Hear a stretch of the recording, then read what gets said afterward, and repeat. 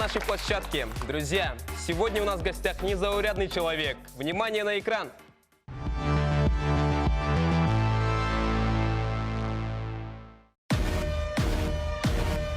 Настоящий хотон свеж, хотон липнет еще и кэш. 3 года назад он взорвал Рунет своим клипом о якутской деревне. Видео набрало более 2 миллионов просмотров в Ютубе. С тех пор Аял Адамов известен как Злой Мамбет, он же Уруй Аял. Почти все главные федеральные телеканалы приглашали главного Мамбета участвовать в своих программах. В России его полюбили за креативность и неординарность. А среди земляков нашлись и те, кто не на шутку обиделся на него. Клип «Мой хатон всегда свеж» восприняли как насмешку над сельчанами. Можно, кстати, балбах продавать, он очень дорогой, кстати. Какашка продаешь? Да. Хорошая какашка, высохшая хорошая какашка стоит денег. Да я с деревни приехал, теперь городской мастер. 2 билета на Эльфис, мой отдых оплачен. После оглушительного успеха первого клипа Аял снял еще несколько. Так, благодаря его творчеству, многие в стране узнали о нашей республике. Адамов землякам открыл глаза на возможности интернета, прорубил окно в мировую паутину. В последнее время неугомонный клипмейкер ушел в тень. Или он устал, или задумывает что-то грандиозное. Что же у него на уме?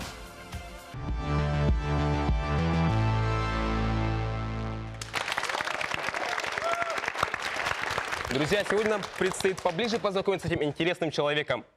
Предлагаю разделиться на 2 группы – оптимистов и пессимистов. Пессимисты будут подвергать сомнению мнения героя. Оптимисты же будут поддерживать его. Каждая из сторон аргументирует свою точку зрения и отстаивает ее, пытаясь убедить противника в своей правоте. Выигрывает та сторона, которая в конце передачи перетянет на свою сторону больше людей из противоборствующей. Потому прошу каждого из вас определиться с выбранной зоной. Справа от меня сядут оптимисты, слева пессимисты. Делимся.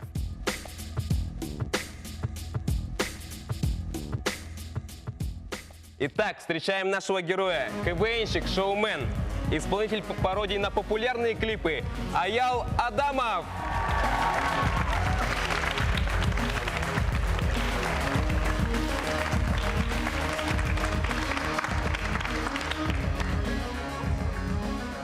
Привет, Аял, как дела? Привет, нормально. Аял, расскажи о себе. Тебе дается минута. Кто ты и что успел сделать стоящего? Ну, я снимаю разные видеоролики, вот.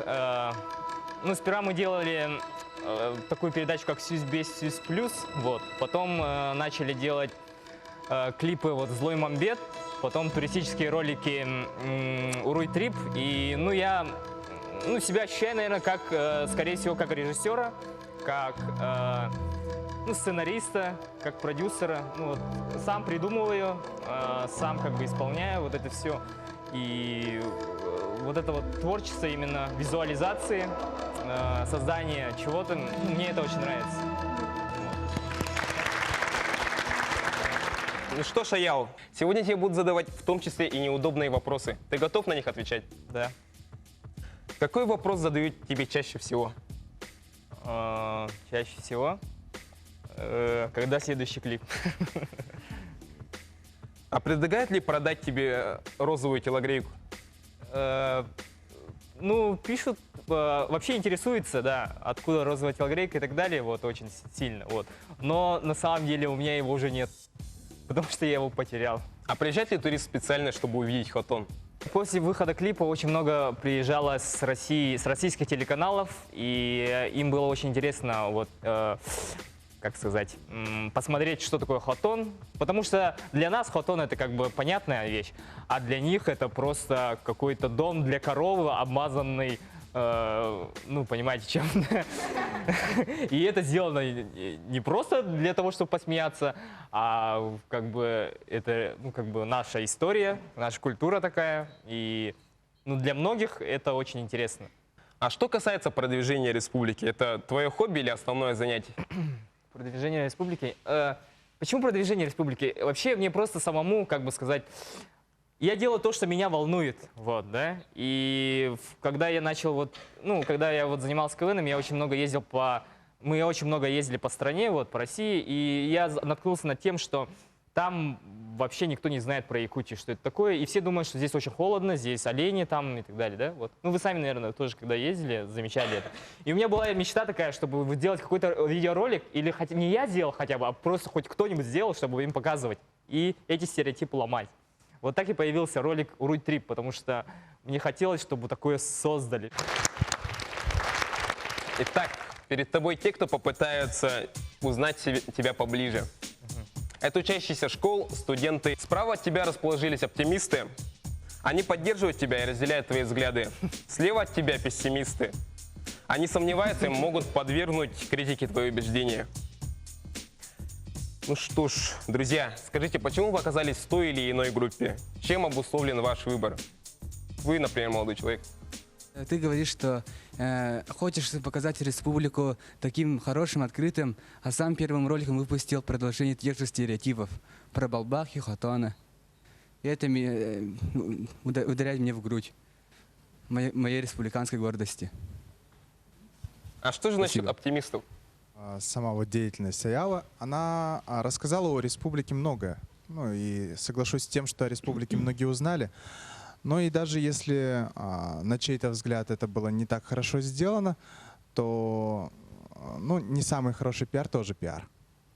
Вот особенно название «Злой Мамбет» и то, что это как бы оскорбляет чувства некоторых людей. Мне кажется, что большинство жителей республики. Также кажется то, что вот все пародии, а что-нибудь свое конкретное хотелось бы увидеть, услышать и все такое. Спасибо. Спасибо. Ну что же, начнем. Перейдем к вопросам. Задавайте Аялу свои вопросы. У меня вот такой личный вопрос. Есть ли у вас изменения в личной жизни? Изменения в личной жизни? Ну, вообще, о личной жизни я не люблю говорить вот, публично, вот, потому что личная жизнь, она так и названа личная жизнь, да, вот. Но, вообще, я начал делать клипы для того, чтобы нравиться девчонкам. И вообще в КВН пошел, потому что хотел внимания и так далее. Я приехал же из деревни, с Аймякона я приехал вообще. Поступил, да, в филологический вот факультет. И я вообще никого в городе не знал, и мне хотелось внимания, мне хотелось общаться, я был открыт, вот. И, наверное, я это все начал делать, вот, и поэтому. У тебя получилось. Пессимисты, пожалуйста. Доили ли вы когда-нибудь корову? Да, вот. Дело в том, что то, что показано в клипах, да, это все равно связано со мной, там ничего нет выдуманного. Ну, там, конечно, есть утрированная вещь, но все равно истоки у него есть от того, что я делал. Все детство провел в Амгинском Улусе, село Самарсун, вот, и у бабушки, и у нас были коровы и так далее, и хозяйство, вот это все, и хотон был, и вот как бы вся эта... И каждое лето я съездил на сенокос, вот, что я не любил вообще, вот.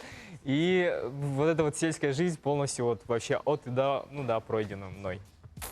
У меня такой вопрос к тебе. Не думаешь ли ты, что в твоих клипах не хватает злой мамбетки? Злой мамбетки? Да. На самом деле, я был бы рад, чтобы была злая мамбетка. Вот. Но просто на данный момент пока не было никаких особо вот таких предложений, вот, чтобы появилась злая мамбетка и так далее. Как отразилась ваша популярность вот в вашей жизни? И, ну и в материальном плане, конечно. В материальном плане? Ну да. Тогда, когда я начал делать клипы и так далее, я работал ведущим. Вот, работал ведущим, и меня звали вот на разные мероприятия, там вел, вот, да.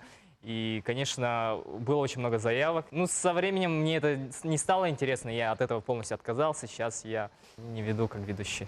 А какое у тебя сейчас получается основное занятие? Ну, получается, мы сейчас делаем вот как бы видеоролики и рекламные ролики, коммерческие, документальные фильмы. Ну, то есть коммерческие вот такие как бы заказы берем. Вот. Ну, то есть у вас сейчас своя фирма? Да, которая называется «Уруй Фильм». Итак, Аял, насчет твоего последнего ролика, так сказать, «Уруй Трип», не считаешь ли ты, что это некое оправдание, отмазка после того, как ты выставил на смех своими юморными видеоклипами всю республику? Вот. Есть еще одна такая позиция, что говорят, что вот Хотон там и так далее, ты показал нас с очень плохой стороны, да? Надо было показывать там красивую, да, там сторону нашей жизни и так далее. Есть такое слово, как ирония, да, когда ты можешь про себя посмеяться и так далее, да, вот. И как сказать, у творчества всегда должна быть какая-то проблематика, которую он решает, да. И раньше, вот когда я приехал, да, и я, ну, с своими иконой, я вообще с интернетом познакомился на первом курсе. То есть, да, до первого курса я особо не знал, что такое интернет, вообще не понимал, что это. И когда я приехал, я понял, что у нас очень большой пласт между мной и городскими ребятами, потому что они все понимали, а я вообще как с Луны, короче, прилетел, вот. И меня это все как-то, ну, со временем я начал вникать во все это, и начал понимать, что есть такая тема, как мамбет, да, вот, над которыми это табу такое, да, вот, люди такие, да. И я сам понимал, что я сам, видимо, мамбет тоже, вот, но более культурный, вот. И вообще, когда мы первый раз выпустили клип, в интернет я выпустил, на ЕКТ Джокере просто его банили, потому что было слово мамбет. В соцсетях в этом нельзя было произносить слово мамбет, вот. Потом я им написал, короче, в администраторам, там, почему так удалять, это же контент, там, ну, смешной, там. А потом они посмотрели и сказали, это прикольно, ладно, тогда мы выпустим. И то есть это был первый такой, когда слово «мамбет» использовали, да. И, ну, это как ирония, да. Человек, который может посмеяться над своими недостатками, это показывает, как сказать, его свободу, да. Если я называю сам себя мамбетом, другой человек меня называет мамбетом, ну и что, как бы, как-то так.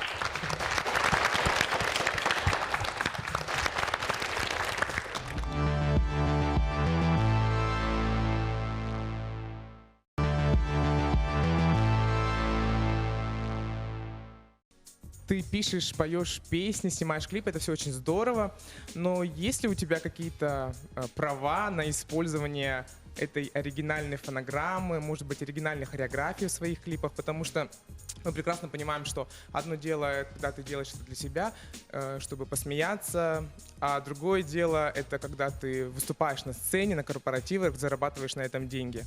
Это пародия, да, вот. Почему так? Почему ты не делаешь свои песни? Дело в том, что я не певец вообще, да, и я вообще никогда себя не чаял певцом и никогда и не рассматриваю своего карьеры именно вот как певца, да.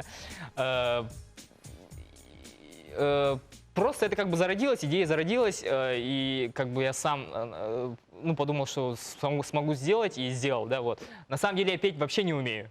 Да, я вот пою как вы. Но вот, например, Хоту Волатра, вот она очень вокальная. Там на самом деле все сделано, весь мой голос сделан электронно. Вот.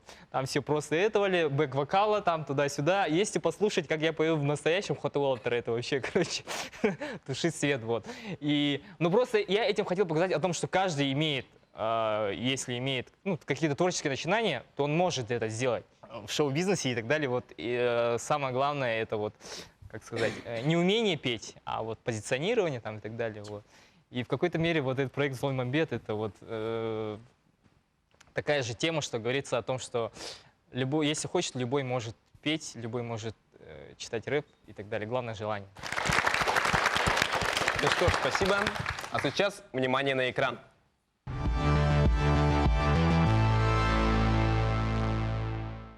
Посмотрите, пожалуйста, знаете этого молодого человека? На что о нем думаете? Ну, молодой человек, очень богатым воображением. Ну, в общем, молодец. Уруй Аял. Мой Хотон всегда свеж. Да. Злой мамбет подта, да. Ну, крутой чувак, нормально так клип снял. Он показал жителям других регионов ну, наши обычаи, может быть, даже наши климатические условия. Ну, я не знаю, как его зовут, но видела его клипы. Ну и как? Не очень, честно. Да, а что не понравилось? Честно говорите. Ну, то, что он там показывал. Всякие хатоны вот эти вот ужасные. Ну, в общем, не понравилось. А нельзя такое показывать, да? Ну, почему нельзя? Ну, может, другим нравится, но мне не понравилось. Почему? Наоборот, он показывает республику с более позитивного тона, что у нас она наоборот, клип, который он представлял, кажется, Тимати был.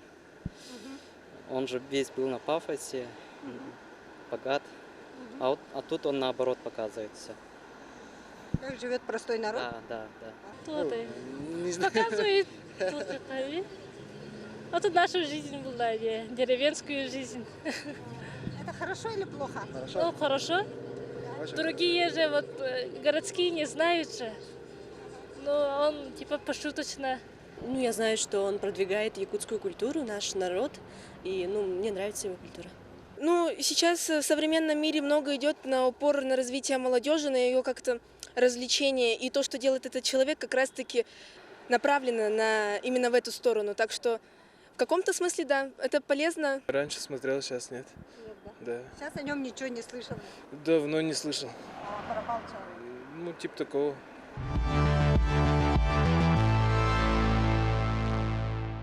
Что, давайте поговорим о нашем герое. Кто он? Дайте оценку его поступкам и при этом аргументируйте свое мнение. Молодой человек. Привет, Аял. Тут собрались аж 3 курса РСО. Мы знаем, что ты закончишь нашу кафедру. Ты у нас ходишь как легенда. Но сейчас бы хотел говорить о твоем творчестве, и я его уважаю, потому что ты показываешь, ну, себя типа, показываешь другим людям. Ты, наверное, делал это не для того, чтобы пропиарить республику или такие глобальные цели поднимал. Это было твое чисто творчество, и это круто.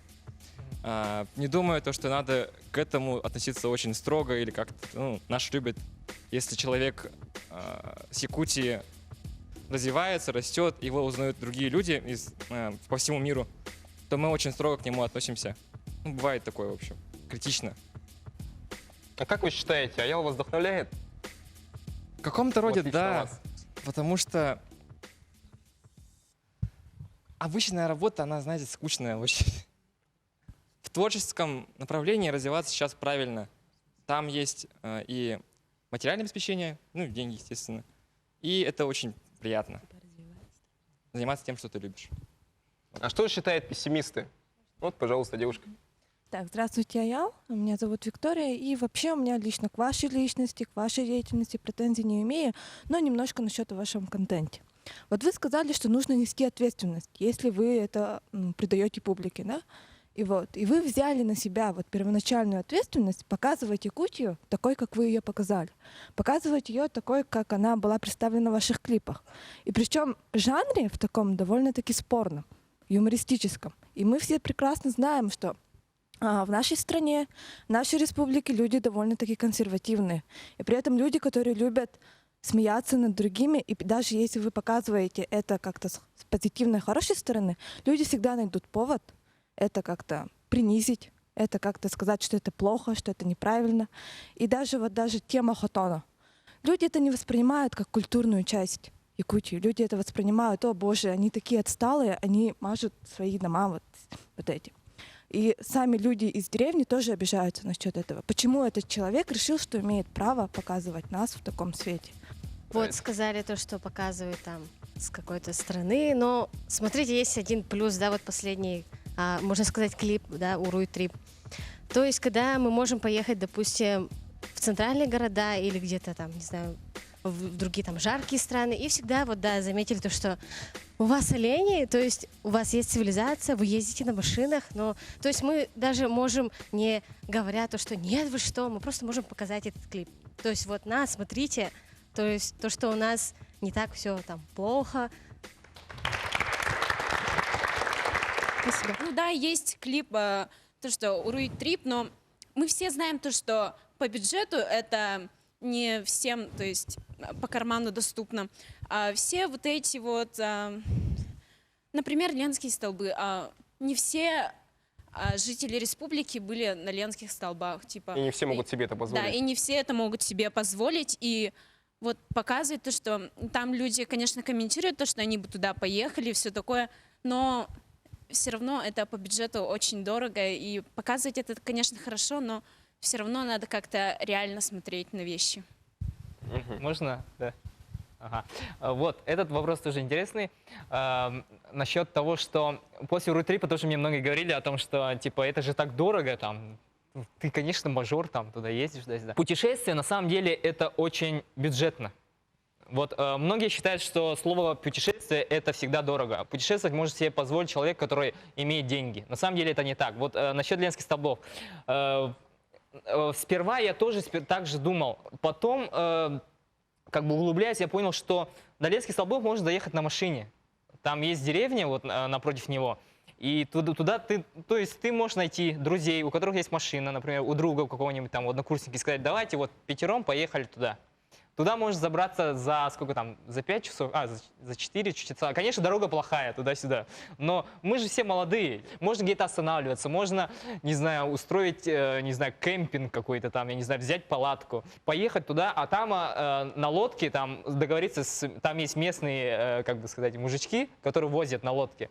И ты можешь там палатку разбить, целый день гулять по этим Ленским столбам. Там деньги никто не берет. То есть, по сути, твои затраты — это бензин, и то, если вас 5, вы поскинетесь по 100 рублей, и опять, если вас 5, вы на 1000 рублей, там, по 200 рублей, то есть за 300 рублей ты можешь съездить на Ленские столбы, еще возьмешь там еды с дома и так далее. И вот так можно добраться куда угодно. Сейчас туризм, вот именно в Европе там и так далее, в Москве там и так далее, они, как сказать, люди, которые очень много путешествуют по всяким вот этим отелям, у них не хватает эмоций, они хотят на какие-то диковинные места, вот такие какие-нибудь экстремальные вот прям. И очень много людей приезжают оттуда, чтобы побывать здесь. Ну, то есть ты считаешь, что самое главное — это инициатива, желание? Инициатива, желание, палатка, все.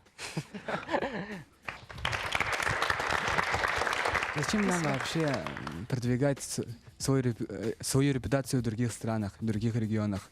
Не они же живут у нас, в нашей республике. Это мы живем. И главная задача должна быть не пропиариться, а делать дело в нашей республике. Общее дело при этом.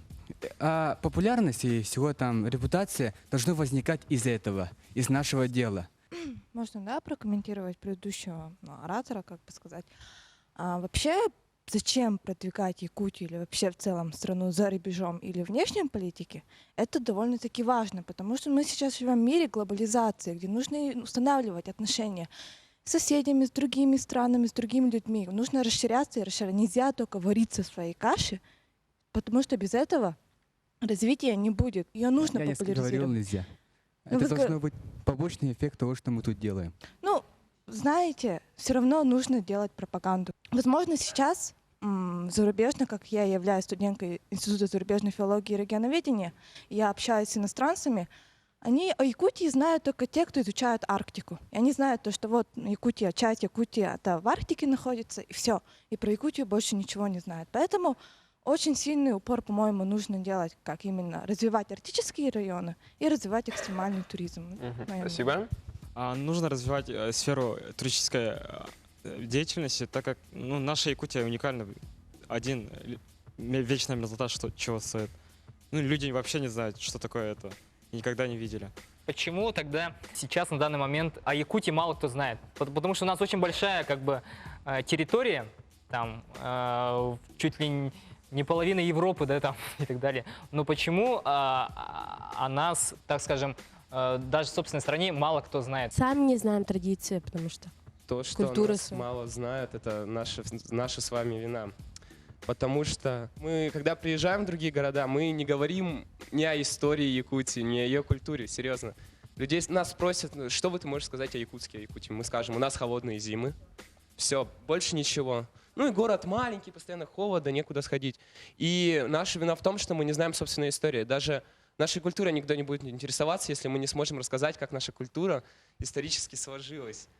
И вот это незнание, оно сделало так, что, приезжая в другие города, нам самим нечего сказать. И, конечно, люди, когда, услышав ответ «у вас холодно», они такие: ясно, все. Это все, что можно сказать про Якутск, значит. И никто никогда к нам не поедет из-за этого. Мы можем развивать туризм.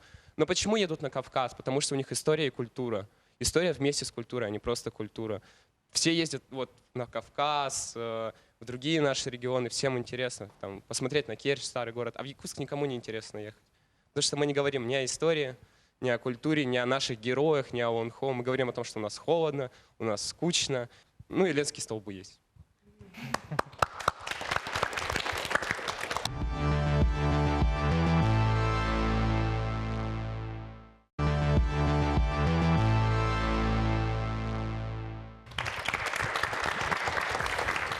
Ну что, Ял, так, теперь твоя очередь задавать аудитории темы для обсуждения. Вот слово, ну вот мамбет, да, как бы оно у нас появилось не на пустом месте. И этим словом обозначает некультурных ребят, сел, которые приезжают в город и ведут себя неподобающе. Как вы думаете, как можно с этим бороться? Ну что, ребята, тема задана. Кто первый? Дело обстоит не так остро, как, например, лет 5, лет 6 назад. Ну, потому что люди начали уже более как-то урбанизированнее жить, что ли, в Якутске.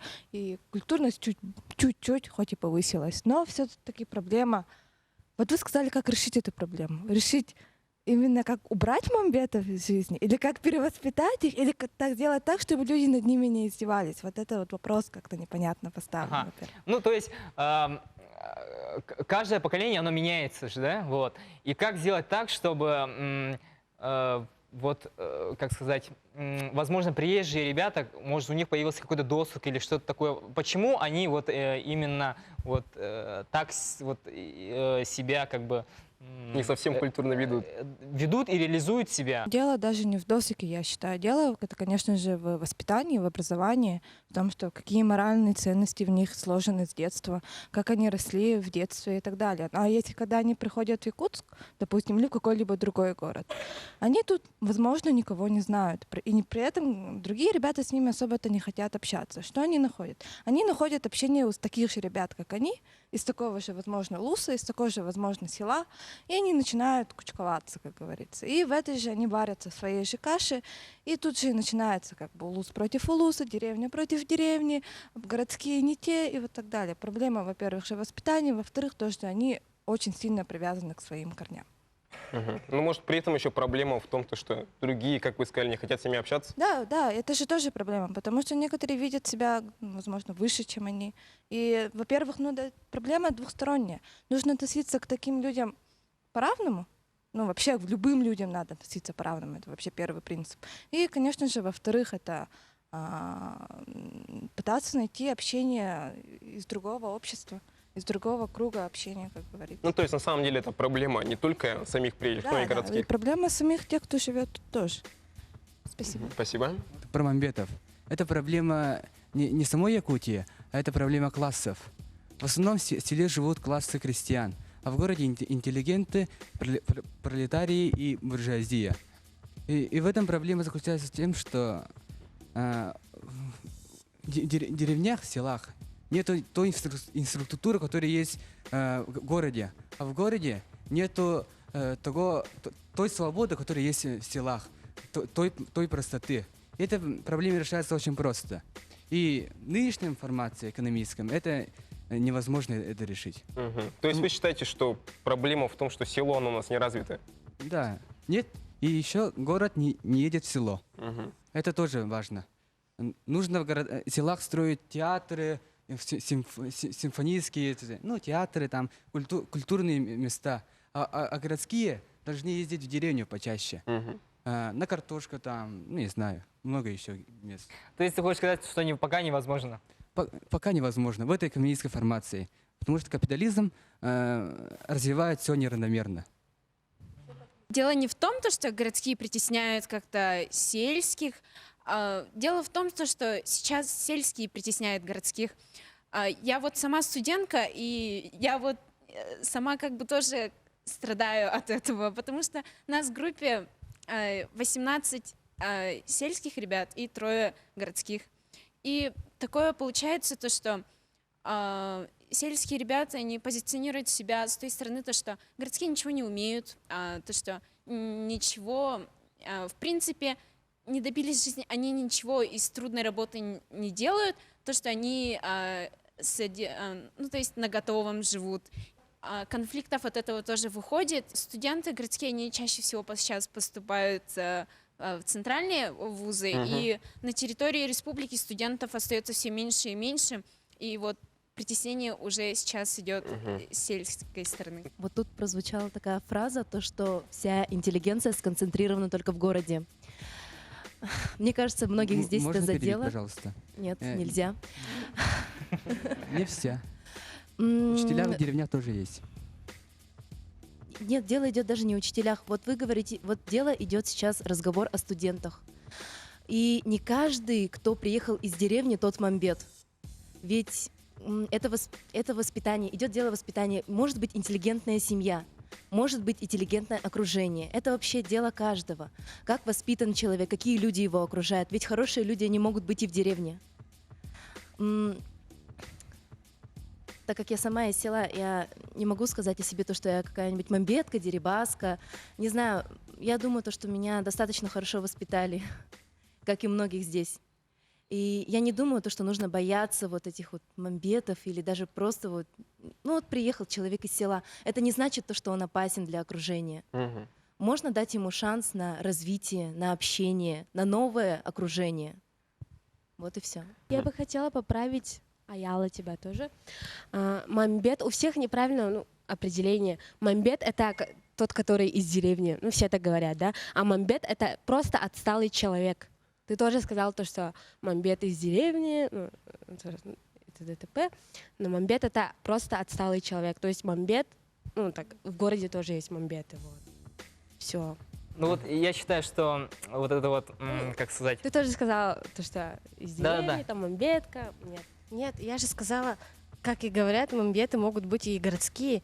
То есть я же не имела в виду то, что вот плюс типа из деревни. Нет, смотрите, вот... Просто у всех неправильное определение. Ага. Я считаю, что вот это вот то, что говорили, что классификация невозможна, вот то, что классы слишком разные, это невозможно, типа, на данное время. Я считаю, что это не так, вот, потому что, и можно выход найти путем, вот, да, именно, мне кажется, путем интернета, возможно, в селы. Потому что тогда у молодежи, сельской молодежи, появляется доступ к всемирному, там, скажем, информации, к пониманию того, чем живет город Якутск, там, город Москва, там, Нью-Йорк и так далее. Он начинает, как бы сказать, понимать и жить вместе с миром. Вот говорят, да, чтобы развиться, нужно показать деревням вообще жизнь в городе, то есть провести им интернет, показать какие-то новинки, там, новости и вообще, как себя ведет нынешняя молодежь. Но вспомним, короче, как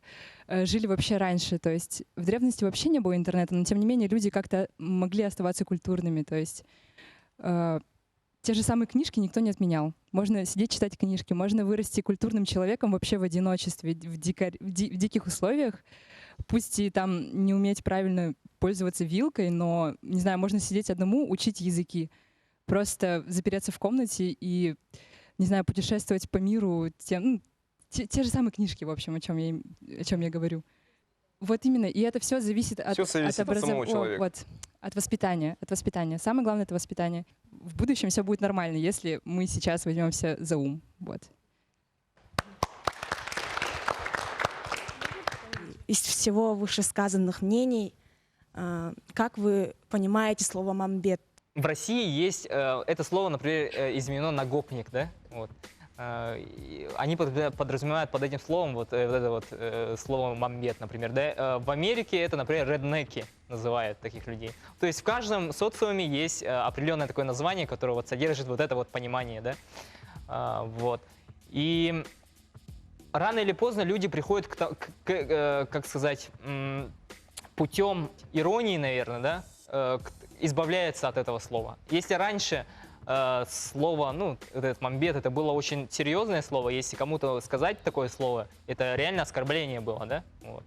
И то сейчас оно более становится, так скажем, как шутка, как некая такая...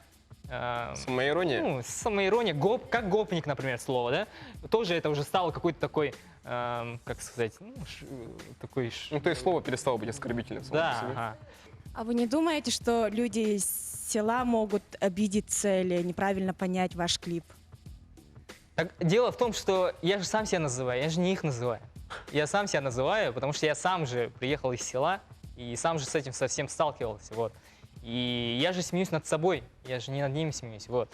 И когда они видят, что человек сам над собой смеется, и он при этом свободный, то есть не имеет никаких каких-то, не знаю, от этого оскорблений там, или что-то такое. Все зависит от человека. Если он к себе иронично относится, если он к этому слову относится с насмешкой, то он свободен от этих, так скажем, рамок. Аплодисменты. Итак, наступил момент истины. Ребята, предлагаю вам подумать, не поменялось ли ваше мнение относительно нашего героя.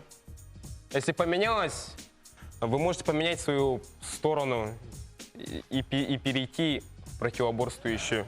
Переходим? Ну что ж, каждый остался при своем мнении. Ну, аплодисменты. Ну а теперь, Аял, кто из наших участников наиболее понравился тебе своими вопросами, своим мнением? Мне больше всего понравилось патриотическое высказывание вот этого вот парня, который, о том, что в конце он даже сказал о том, что вот для того, чтобы другие как бы знали о нашей культуре, надо начинать с самого себя. Представься, пожалуйста, где ты учишься и как тебя зовут? Меня зовут Мельков Сергей, я учусь в АГИКИ, первый курс. Я поздравляю. Вот, на самом деле я с собой сейчас не взял, потому что я хотел взять футболку, ну там, так скажем, сейчас называют мерч, да, с названием там, который мы раньше делали, вот. Но так как я не знал, кто выиграет, девушка или там маленький мальчик там, или кто, размеры не знал, вот. Так что мы там, ну, обменяемся контактами, я возьму твой размер и потом я тебе отдам футболочку. А сейчас приглашаем всех потанцевать и сделать селфи с нашим героем.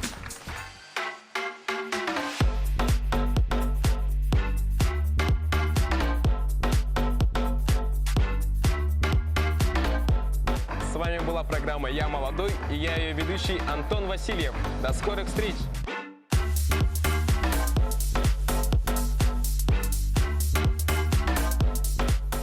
Сегодня поднимали мы такие, мне кажется, волнующие темы.